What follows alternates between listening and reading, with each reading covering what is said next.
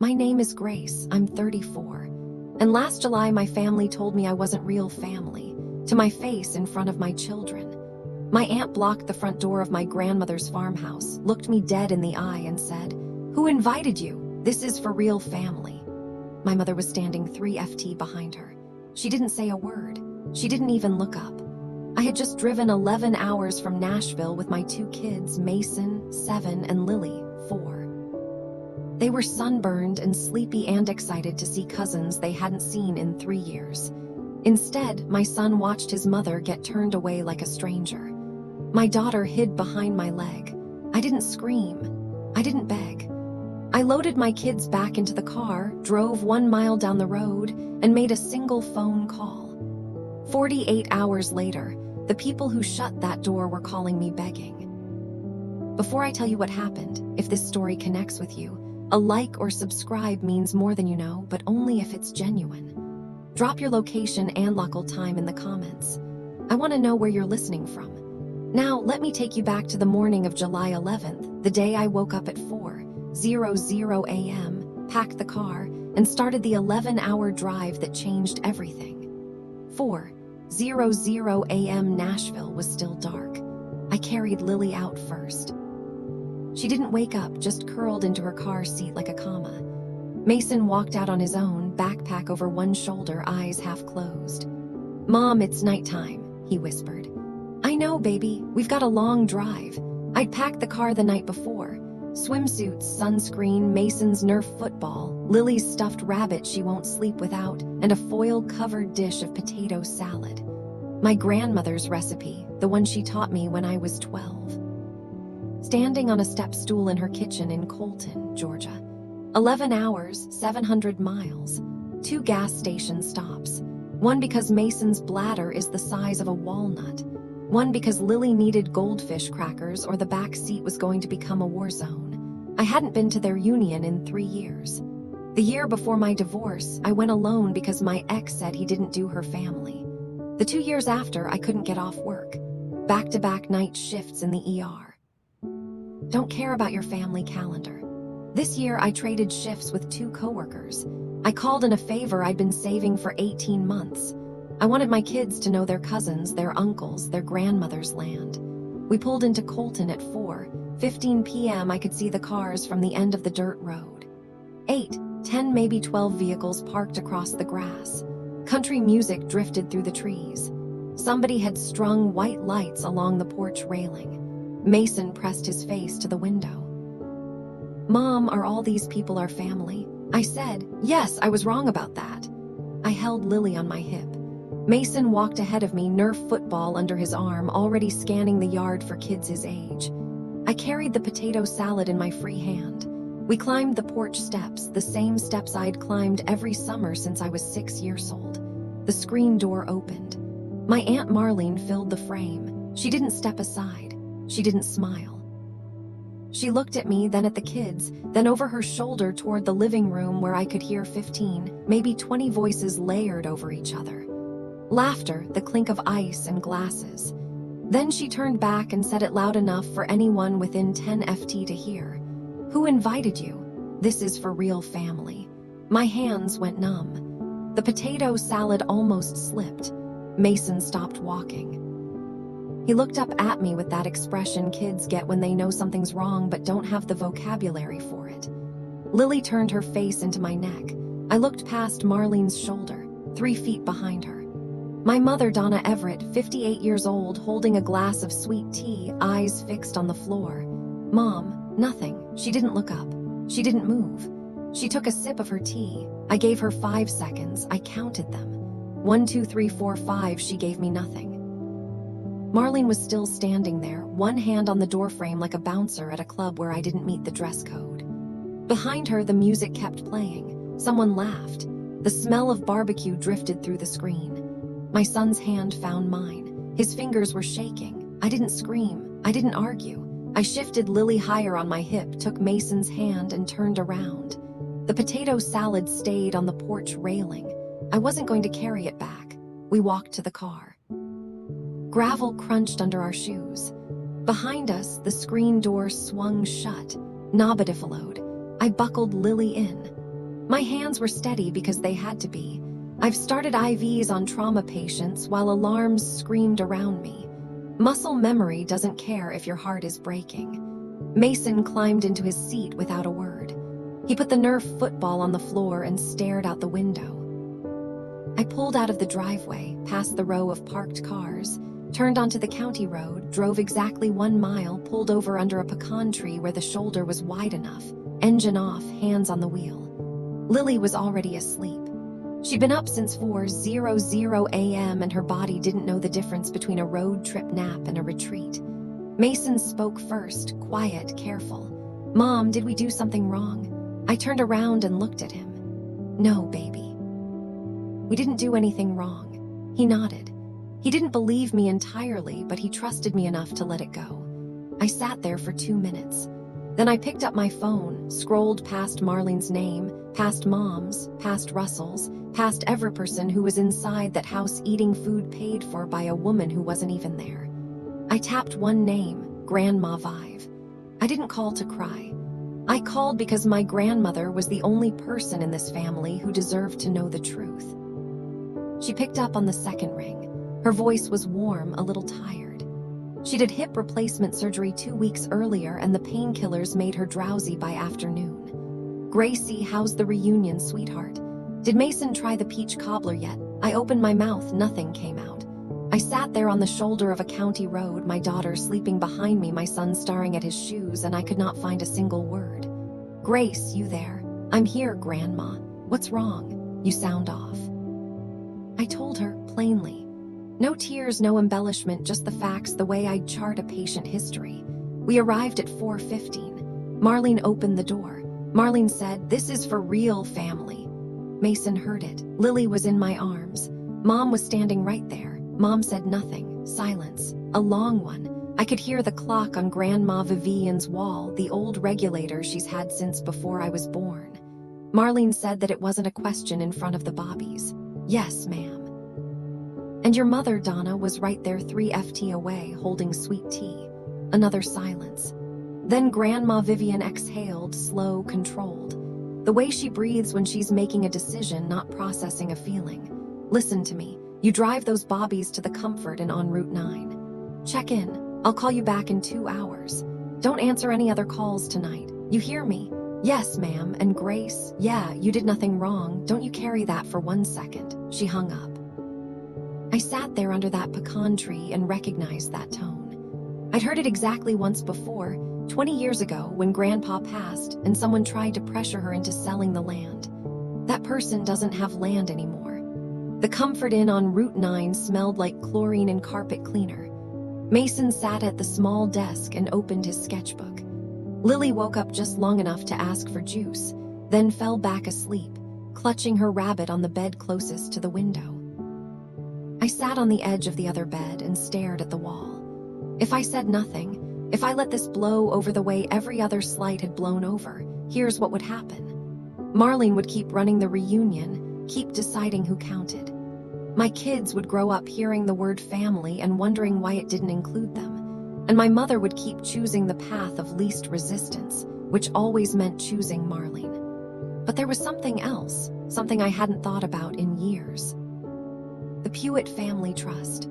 Grandma Vivian set it up after Grandpa died. Used the money from selling 80 acres of farmland to a developer. Every beneficiary received an annual disbursement. I'd been listed since I was 22, but I'd never handled the money myself.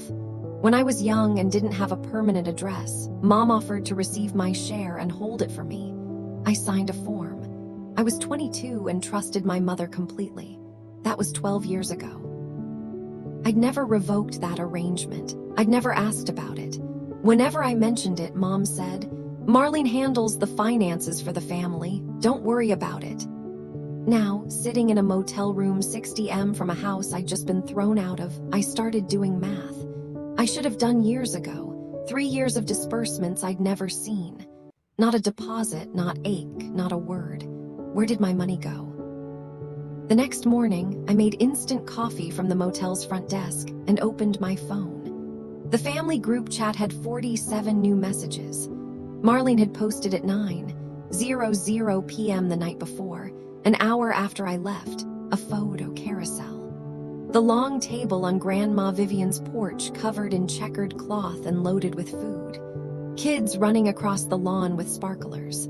Uncle Russell at the grill, tongs raised like a trophy. My mother Donna sitting in a folding chair, smiling, laughing, holding someone's baby, smiling. Hours after she watched her daughter get turned away at the door. Marlene's caption, "Reunion was wonderful this year. So blessed to have real family together. God is good." 47 messages below it, heart emojis. "Best one yet, miss you all already. Can't wait for next year." I scrolled through every single one. Not one person asked where I was. Not one person typed, "Hey, wasn't Grace coming?" Not one. 23 adults in that group chat. Most of them had seen me at reunions since I was in diapers.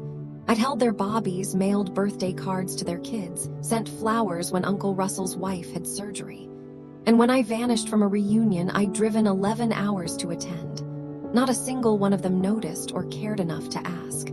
I put the phone down, picked up my coffee. It was lukewarm and tasted like nothing. Mason looked up from his sketchbook. He'd drawn a house with a big porch and stick figures standing in front of it. Two of the figures, a tall one and a small one, were off to the side, separate from the group. He saw me looking. He closed the book. My phone rang at 10:30, Uncle Russell. For 1 second I thought, finally someone noticed, someone cares. Grace, "Hey, look, I heard about what happened yesterday with Marlene at the door. That wasn't right." I sat on the motel bed and waited because in my family, "that wasn't right" is never the whole sentence. There's always a but you know how Marlene is. She gets territorial about the reunion. She's been stressed about the planning. She means well underneath it all. Maybe next year she told my kids they're not real family. Uncle Russell, pause. My son asked me last night if he did something wrong. He's 7. He drew a picture of the house with everyone inside and us standing outside. He's 7 years old. Longer pause, I heard him swallow. Well, I'll talk to her, smooth things over. There it was, the family script. Someone behaves terribly. Someone else says, "I'll talk to them." Nobody actually talks. Nothing changes. The person who got hurt is expected to wait quietly until next year when they'll be hurt again in a slightly different way. Don't talk to her, Uncle Russell. Stand in front of her. There's a difference. He didn't know what to say to that. I could hear his wife murmuring something in the background, probably telling him to wrap it up. I looked, "Grace, I'll see what I can do." "Okay, just give it some time." He hung up and I understood something clearly for the first time. Russell was the best of them, the kindest, the most decent, and even the best of them chose, "I'll see what I can do over. I'm standing with you." I couldn't wait for anyone to save this. That afternoon, while Lily napped and Mason watched cartoons with the volume low, I called Grandma Vivian back. She answered immediately. "I've been waiting for you to call." "Grandma, I need to ask you something about the trust." "Go ahead." "Am I still listed as a beneficiary?" "Of course you are, sweetheart. You, your mama, Marlene, Russell, and 6 others. "Why? The disbursement, the annual one. How much is it per person?" $4,200 every July. Douglas Hollies handles it. Has for 15 years. I closed my eyes. $4,200 a year. 3 years since I'd moved to Nashville. That was $12,600 I had never seen. "Grandma, I haven't received a cent in 3 years. The silence that followed was different from any silence I'd heard from her before. It wasn't confused. It wasn't sad.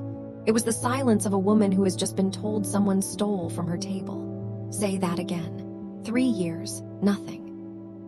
Not a deposit, not a check, not a phone call about it. Mom said Marlene was handling the family finances and not to worry. I heard her set something down, a glass maybe, placed slowly and deliberately on a wooden surface. Douglas Hollies is going to get a phone call from me in the next 10 minutes. "Grandma, Grace, you let me handle this part. You take care of those bobbies. I'll take care of the rest." She hung up. No goodbye, no pleasantries. Just a woman who'd survived 70 years of managing land, money, and a family full of personalities, and who had just learned that someone had been playing games with all 3. I sat there holding the phone, and for the first time in 2 days, I wasn't just hurt, I was paying attention. Okay, I need to pause here for a second. If you're still with me, If you've ever found out someone in your family was keeping something from you, something that was rightfully yours, drop the word truth in the comments. I want to see how many of us have been through this. And if this story is hitting close to home, share it with someone who needs to hear it right now. All right, back to what happened next. Because Grandma Vivian was just getting started. I didn't hear from Grandma Vivian for the rest of that day.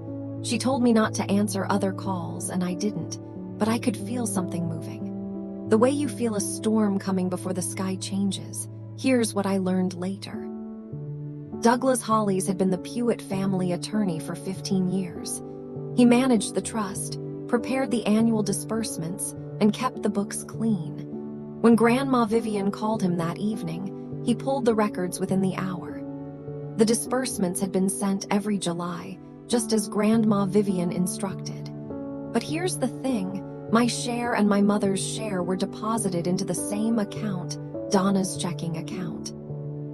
That arrangement dated back to a form I'd signed when I was 22 authorizing my mother to receive funds on my behalf. I'd never revoked it. I'd never even asked for a copy. For the first 9 years, I was told the money was being saved for me. Then I got married, then divorced, then buried in work and single parenting, and I stopped asking. My mother said Marlene handled it. Marlene said nothing to me at all. Hollies traced the deposits. Donna's account received both shares every year, but the money moved fast, withdrawn or transferred within days of arriving. Where it went after that, he couldn't say from the trust records alone, but the pattern was clear. It went in and it came out, and none of it reached me. Grandma Vivian listened to all of this. Then she gave Hollies 2 instructions. First, prepare a notice freezing all disbursements from the Pewitt family trust, effective immediately. Second, draft an amendment to her will removing Marlene Pewitt and Donna Everett as beneficiaries. She told him she wanted both documents ready by morning. My phone buzzed at 11 p.m., a text from a number I almost didn't recognize. Tammy, Marlene's daughter, 28 years old. We'd been close as kids, drifted apart when her mother started running things. I'm sorry about yesterday. That was wrong. I wanted to say something, but I didn't. I'm sorry. I typed back, but you didn't. 3 dots appeared, disappeared, appeared again. I know I should have. Can I call you? I stepped out onto the motel balcony. The parking lot was empty. Georgia heat still clinging to the concrete at 11 at night. Tammy spoke quietly. I could hear a door closing. She was at Marlene's house, probably locked in a bathroom.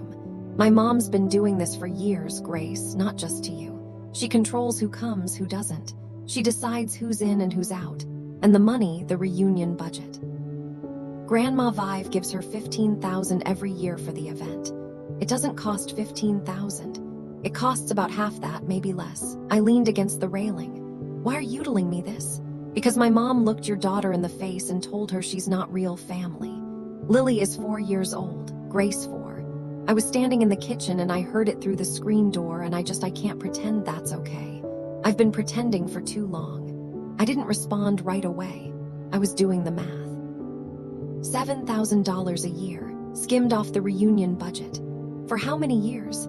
Tammy added one more thing before she hung up. Her voice dropped even lower. Grandma Vive called my mom about 20 minutes ago. I've never heard mom sound like that before. Sound like what? Scared? Donna called at 7:30 the next morning. I'd been up since 5. ER nurses don't sleep past 5, even on the worst days of their lives. Grace. Her voice was tight, controlled. Not the voice of a woman about to apologize. The voice of a woman about to manage a situation. What did you tell your grandmother? I poured water into the motel coffee maker, pressed the button. I told her the truth.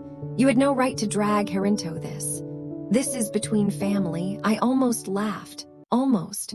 That's funny, Mom. Yesterday I wasn't family. You're being dramatic. Marlene was just trying to mom. I kept my voice flat. The same tone I use when I'm telling a patient's family that the next few hours matter. My son asked me if he did something wrong. My daughter buried her face in my neck because a grown woman told her she doesn't belong. Don't tell me I'm being dramatic. Silence on her end. I heard a coffee mug clink against a counter. She was at Marlene's house. Of course she was. Your grandmother is threatening to freeze the trust. She's talking about changing the will. Do you understand what that means? I understand exactly what it means. Then call her. Fix this before it goes too far. Fix this. 2 words that told me everything. She wasn't calling because she was sorry. She was calling because the money was at risk. She didn't dial my number for 24 hours after watching me get turned away with her grandchildren. But she dialed it within 12 hours of learning her disbursement might disappear. You had 20 years to stand up for me. You had 5 seconds at that door. You chose nothing. And now you're calling me to fix it. She hung up first. It landed at 2:14. A group message, text, and email simultaneously sent to every beneficiary of the Pewitt Family Trust. 11 people. Grandma Vivian didn't do things halfway. I was sitting on the motel floor helping Lily color a page from a dollar store coloring book when my phone lit up. I read it once, then again. This is Vivian Pewitt. I am writing to inform every member of this family of the following. Effective immediately, all annual disbursements from the Pewitt Family Trust are frozen until further notice. I have instructed my attorney, Douglas Hollies, to prepare an amendment to my last will and testament. Marlene Pewitt and Donna Everett will be removed as beneficiaries until they deliver a written public apology to my granddaughter, Grace Everett, and her children, Mason and Lily, for their conduct at the family reunion held at my home funded by my trust. Additionally, I have requested a full accounting of reunion expenses for the past 5 years, as the figures do not match what was reported to me. I built this trust so that this family would take care of each other. I will not fund a gathering that turns away my own blood. Vivian Pewitt. I set the phone down. Lily looked up. Mommy, you okay? Yeah, baby, I'm okay. I was more than okay. For the first time in my life, someone in this family had put the truth in writing. Not a whisper in a hallway, not a vague, I'll talk to her, a statement with names attached sent to everyone. My hands were shaking. Not from fear, from something I hadn't felt in a long time, the feeling of being defended. Within an hour, my phone started ringing, and it didn't stop. Uncle Russell called first. His voice was different now.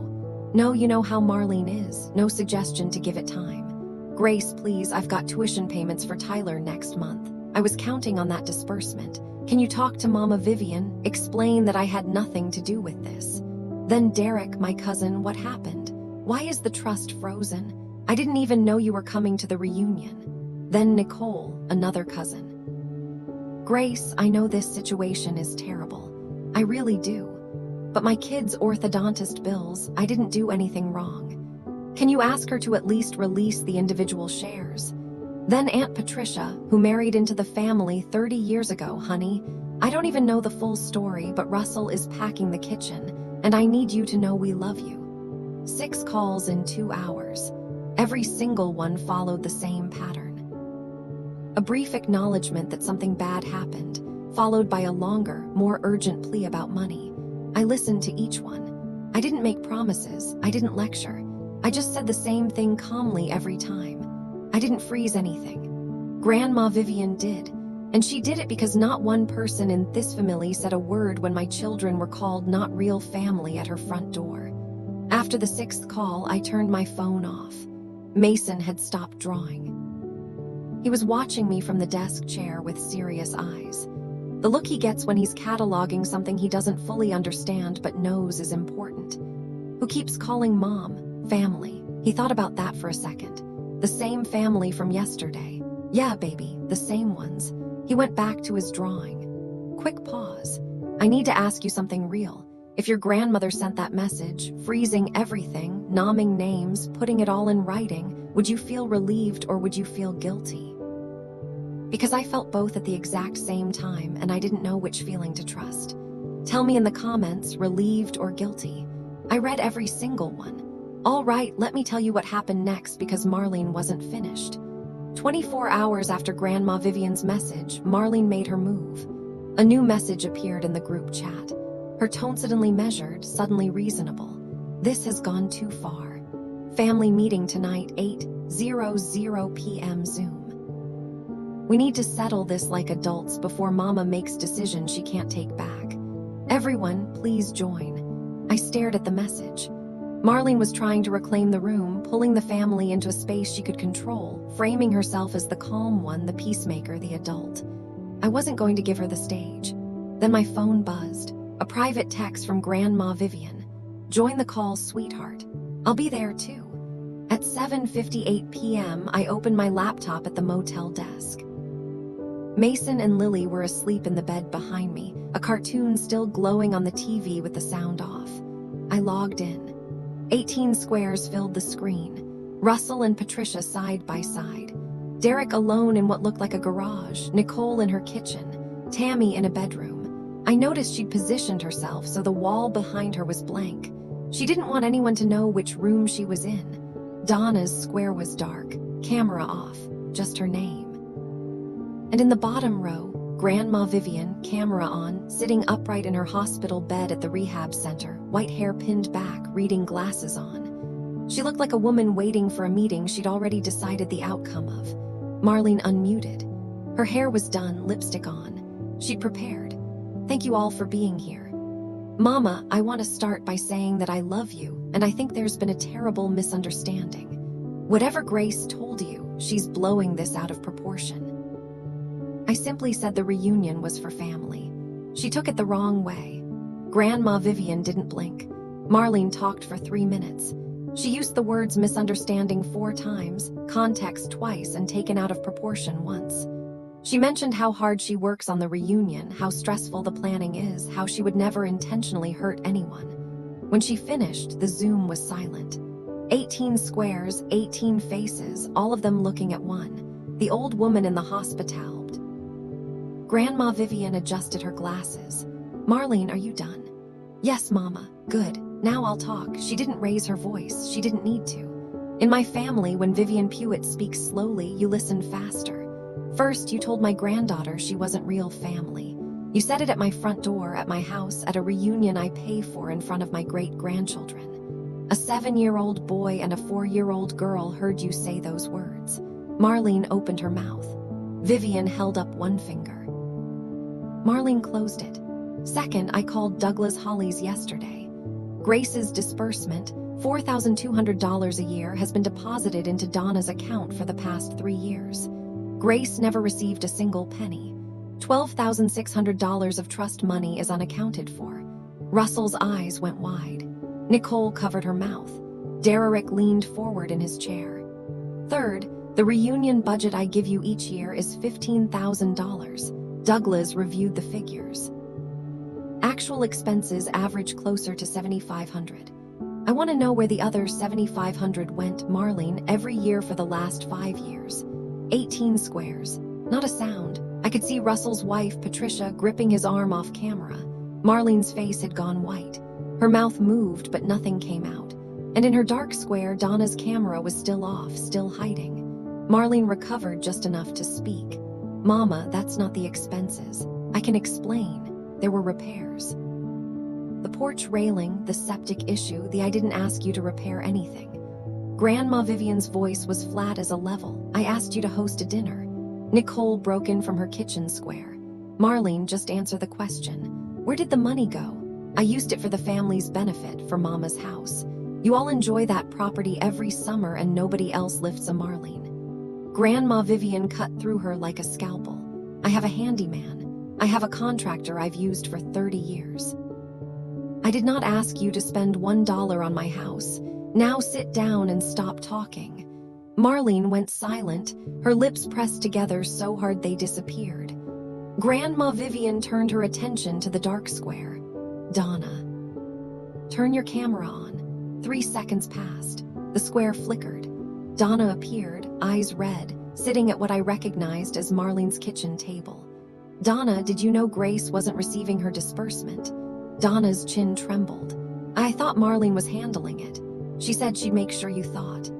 Grandma Vivian repeated the word like it tasted wrong. You also thought it was fine to stand at me front door and say nothing while your sister told your daughter and your grandchildren they don't belong. Donna started to cry quietly. Not the way you cry when you're sorry, the way you cry when you've been caught. I raised you better than this, Donna, and you are letting that silence pass down to your grandchildren. Every face on that call was frozen. Russell staring at his hands. Derek shaking his head slowly, Patricia covering her mouth. I said nothing. I didn't need to. Grandma Vivian let the silence sit for 5 full seconds. Then she straightened in her hospital bed and spoke with the cadence of someone reading terms she'd already written down. Here's what's going to happen.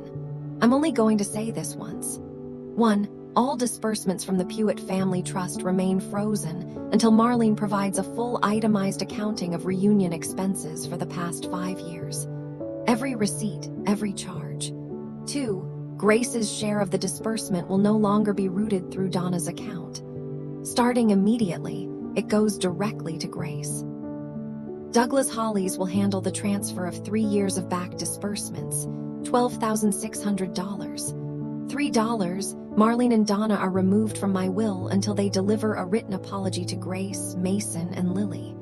And read that apology in front of this family, not a text message, not a phone call written and spoken where everyone can hear it.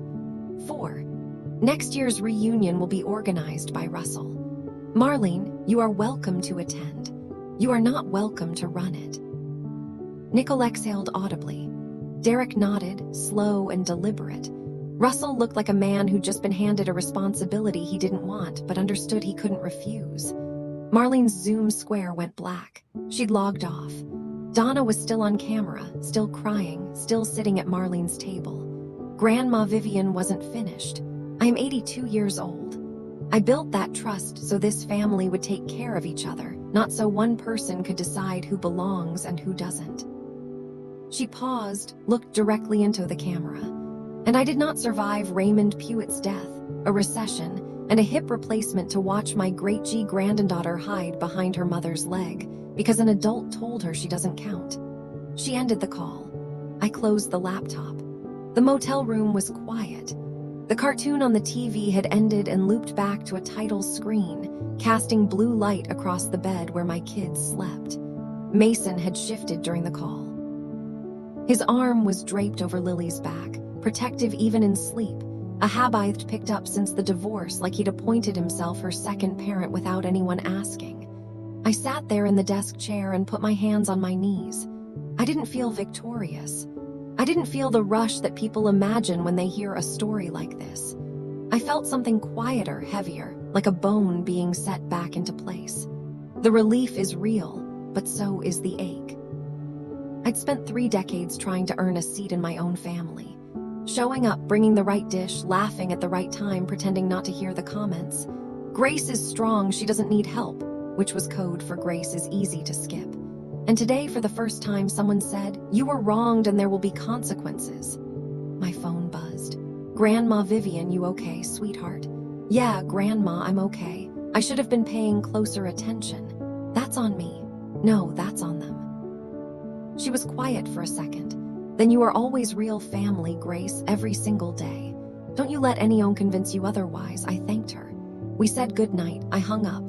And then I cried, not loud, I couldn't wake the kids, just silent, face in my hands, shoulders shaking against the back of the chair. Not because I was sad.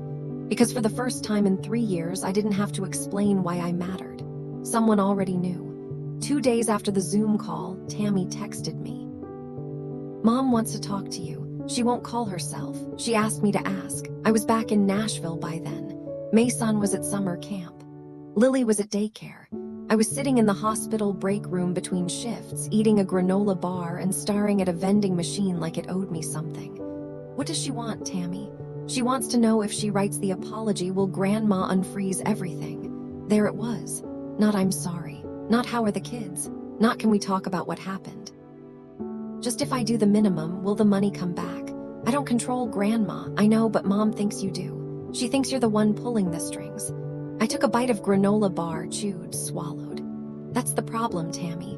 Your mother thinks everyone operates the way she does, moving people around, pulling strings, deciding who's in and who's out. I didn't pull any strings. I told the truth to the one person who would actually do something about it. Tammy was quiet.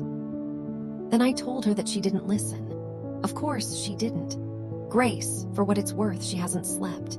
She's been going through drawers all morning looking for receipts. I don't think she's going to find enough. I didn't feel sorry for Marlene. I wanted to. Some part of me wanted to find a way to feel compassion for a woman tearing through her own filing cabinet at 6:00 a.m., but then I remembered Lily's face buried in my neck, the weight of her small body as I carried her back to the car. She didn't ask about Mason. She didn't ask about Lily. She asked about the money. That told me everything. 8 days after the Zoom call, an email arrived from my mother. Subject line, "I'm sorry." I opened it at my kitchen table after putting the kids to bed. 4 lines.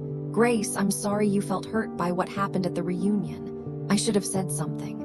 I hope you understand the position I was in. I hope we can move past this and be a family again." I read it 3 times. Then I set the phone down and poured a glass of water. "I'm sorry you felt hurt. Not I'm sorry I hurt you. Not I'm sorry I stood there and let my sister humiliate you. Just sorry you had feelings about it.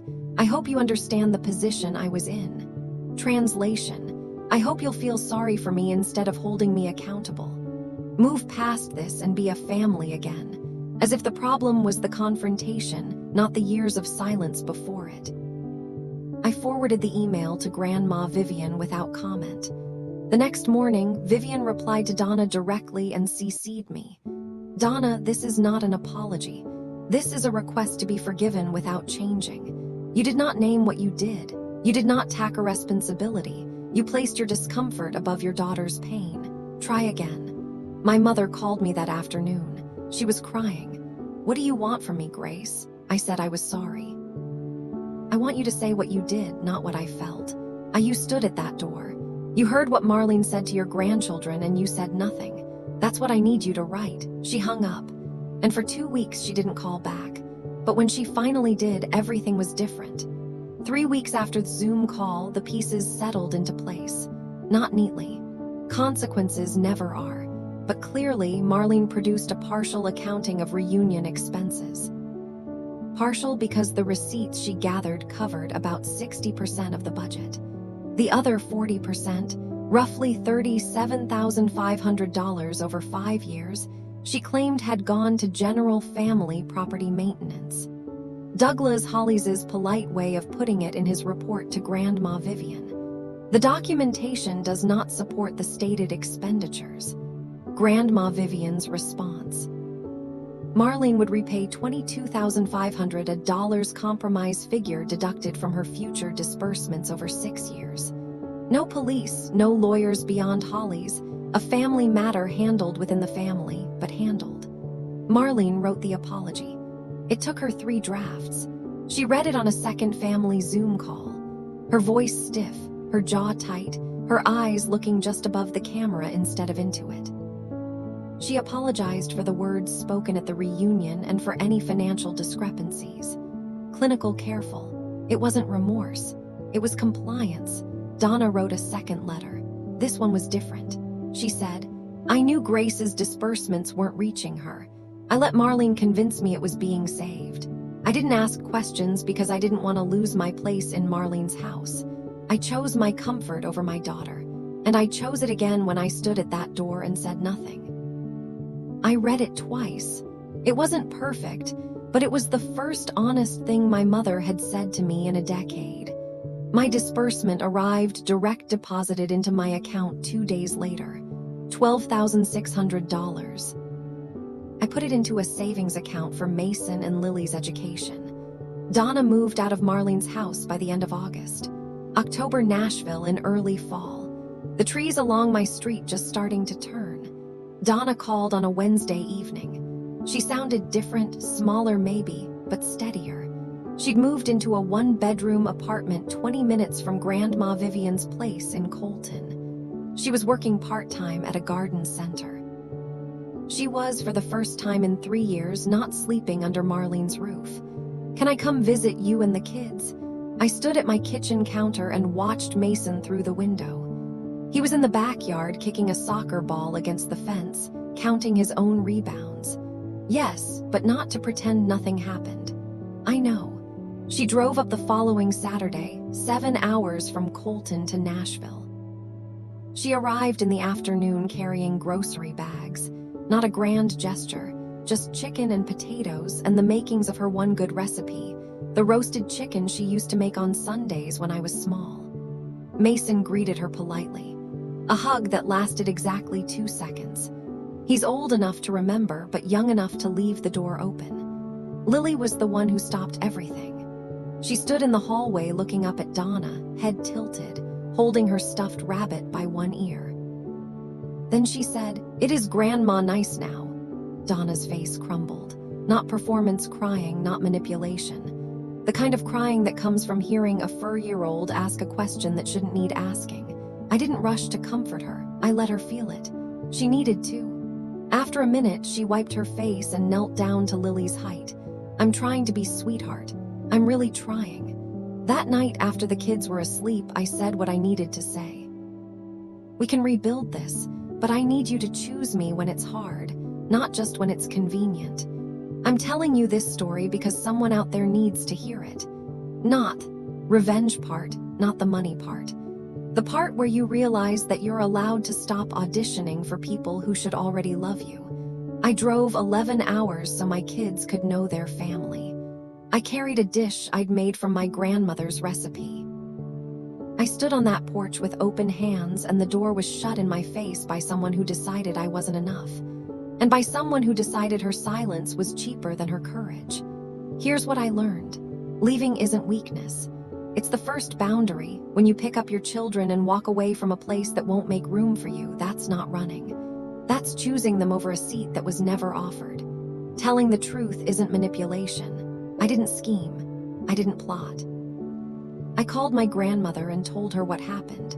What other people did with that truth was their responsibility, not mine. And silence in the face of cruelty isn't peacemaking, it's a choice. My mother made that choice at the front door. It took her 3 months to understand the cost. We're not fixed. My mother and I don't have a hallmark ending. We talk every week now. Sometimes it's easy, sometimes it's careful. She came to Nashville for Thanksgiving. She sat at my table. She helped Mason with his homework. She read Lily a bedtime story. It was quiet and ordinary, and it was enough. This July, we're going back to the reunion. Russell's organizing it. Grandma Vivian says she'll be there this time. New hip and all. Mason asked me last week, "Mom, are we going to the reunion this year?" I said, "Yes, baby." And this time, nobody's standing at that door. Thank you for staying with me through this whole story. If it hit home for you, if you've ever had to draw a line with someone you love, even when it cost you, I'd love to hear about it. Drop your story in the comments. I read everyone. And if you're new here, this is what I do. Real stories, real boundaries, real consequences. Subscribe if that sounds like something you need in your life. I've got another story coming. This one involves a wedding, a seating chart, and a mother-in-law who thought she ran the reception. Links in the description. I'll see you there.